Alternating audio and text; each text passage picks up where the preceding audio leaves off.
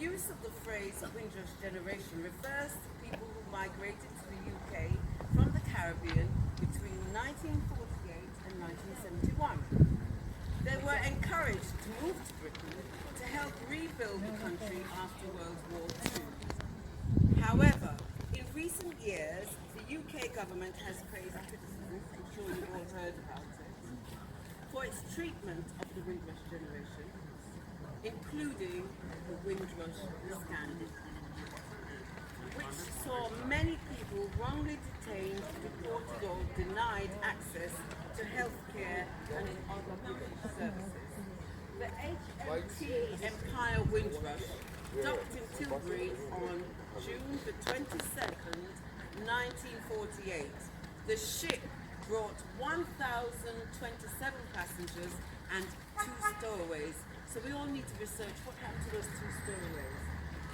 There were 802 of those passengers gave their last country of residence as somewhere in the Caribbean. Jamaica itself was the most popular country of origin. There were 539 persons who arrived on that particular ship that day.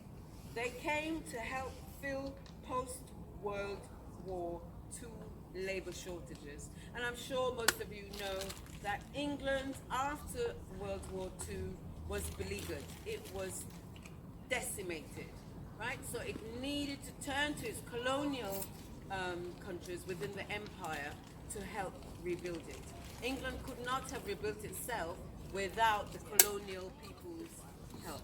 So they went to the Caribbean and they recruited all these people to come to England to rebuild it. It was economically destroyed.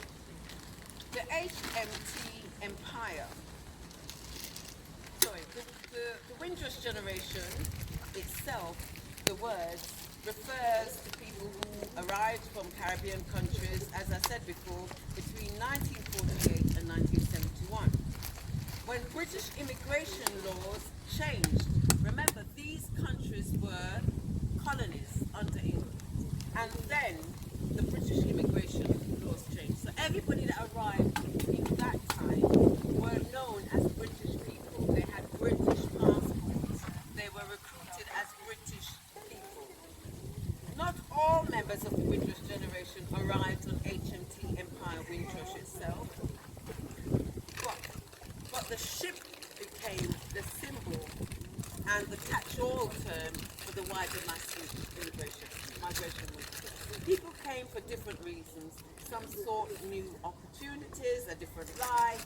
Some wanted to escape societal oppression. Some wanted to evade familial restrictions and more. Some wanted to be educated. They wanted a new life, right? Many of those who came to the UK served in the British forces during World War II.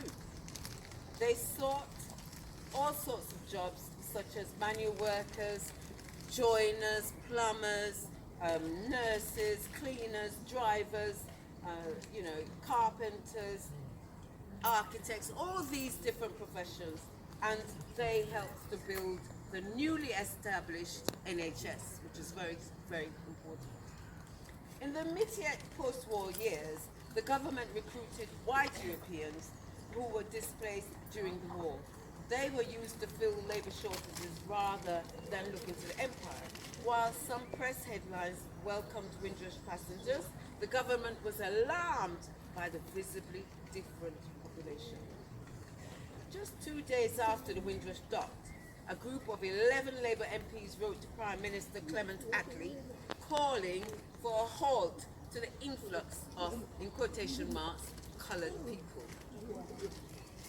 Attlee's response was that this immigration shouldn't be taken too seriously. It's okay. Misconceptions included a Daily Mirror report which expressed surprise at the expensive suits worn by some arrivals. Now remember, the Caribbean people were accustomed to dressing well, whether we're poor or not. There's a fallacy that's repeated that, after slavery everyone looked dirty, and so not at all. Caribbean people love dressing well, no matter how poor they are. Right, so, and I'll just say this, many of the arrivals were job seekers, but the very, very poor couldn't leave the Caribbean because they couldn't afford the ships, prices for the ships, right? So it is clear that these people made a huge contribution to the British economy and its growth. And that was post-war. So we'll move on to the next stage. Any questions?